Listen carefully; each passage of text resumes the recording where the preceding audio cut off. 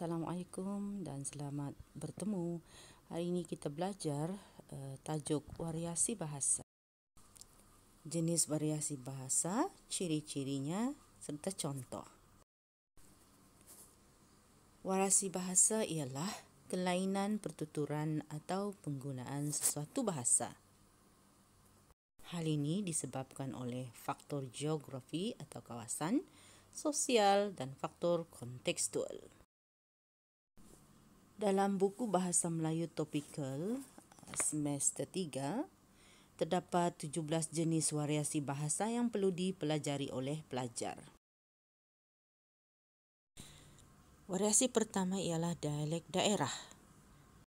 Satu variasi yang dituturkan oleh sekumpulan penutur sesuatu bahasa yang tinggal di sesuatu kawasan.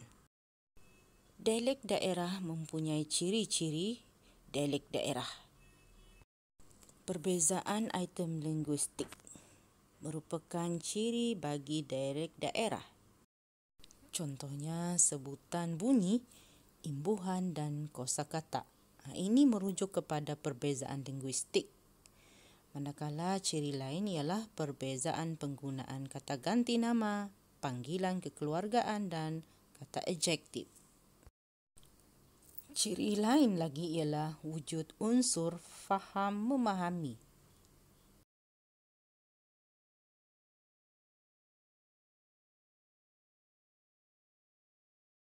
Rasa ganda rapah kasih orang. Sedap rapah kasih orang. Sedap. Tak sedap.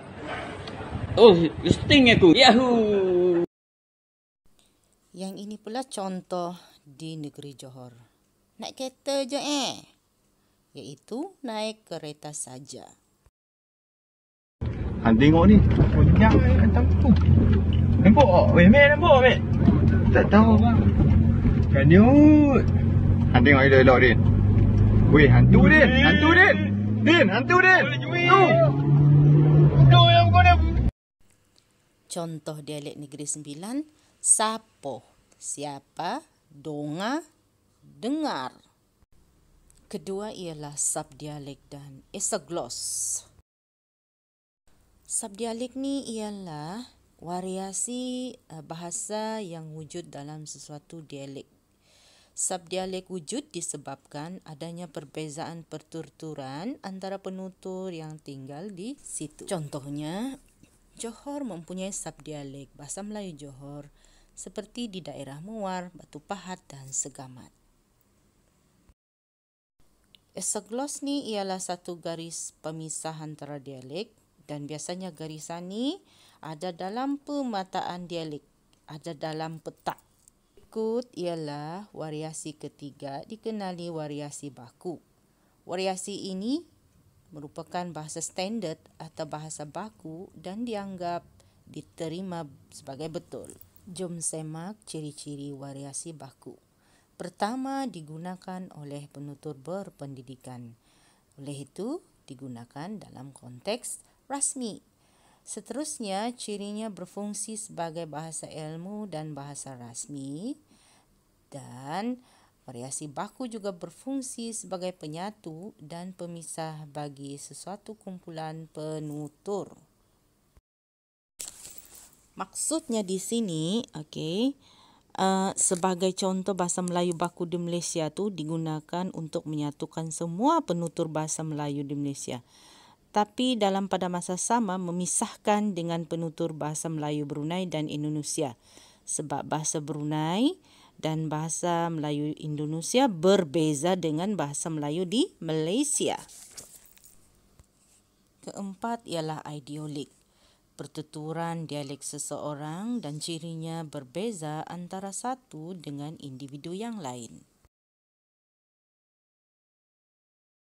Jom semak ciri-ciri ideolik. 1.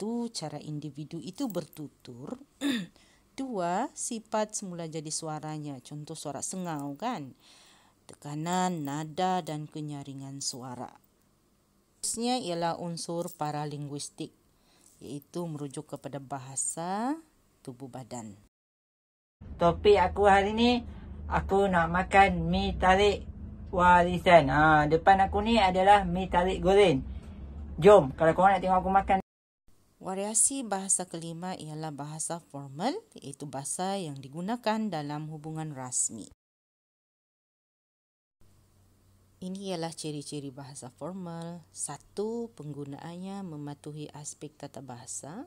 Ayat dan ungkapan diucapkan dengan intonasi sempurna, tidak ada unsur singkatan ya, tidak ada percampuran kod dan kosakatanya sopan.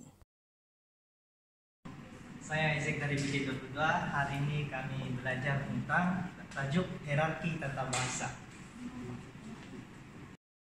Okey, bila belajar bahasa formal, bahasa seterusnya ialah variasi bahasa halus. Bahasa halus menggambarkan penggunaan bahasa yang sopan atau honorifik. Ciri-ciri bahasa halus, penggunaan kosakata dan ungkapan yang sopan. Contoh, jemput duduk, maafkan saya. Menggunakan gelaran dan atau panggilan kehormat. Yang berusaha, yang dihormati. Menggunakan kiasan pemanis. Contohnya ialah berbadan dua.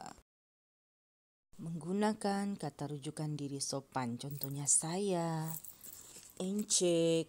Okey. Ialah contoh soalan peperiksaan, soalan aneka pilihan dan juga soalan struktur. Contoh soalan variasi bahasa.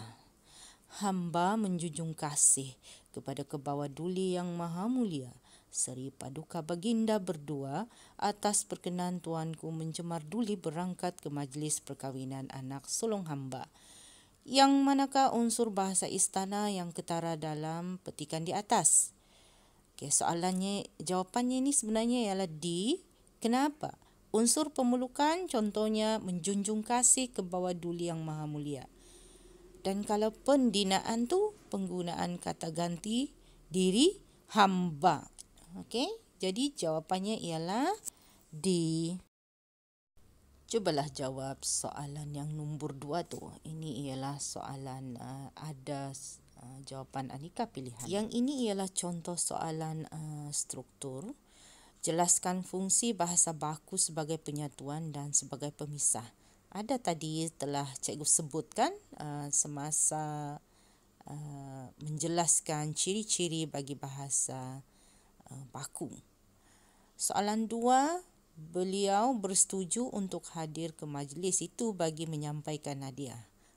Ubah ayat di atas ke dalam bentuk bahasa dalam. Bahasa dalam ni ialah variasi bahasa istana juga. Jadi bahasa istana, variasi bahasa istana dan bahasa dalam membawa maksud yang sama. Soalan kedua, kemudian B, ampun tuanku beribu-ribu ampun, sembah pati harap diampun. Roman 2, hamba tuanku pacal yang hina. Apakah istilah yang tepat untuk 1 dan 2? Jawapan pertama tu istilahnya Roman 1 ungkapan rutin sebab ampun tuanku tu merujuk kepada ungkapan rutin. Roman 2 jawapannya ialah pendinaan sebab hamba tu merujuk kepada ungkapan untuk merendah diri.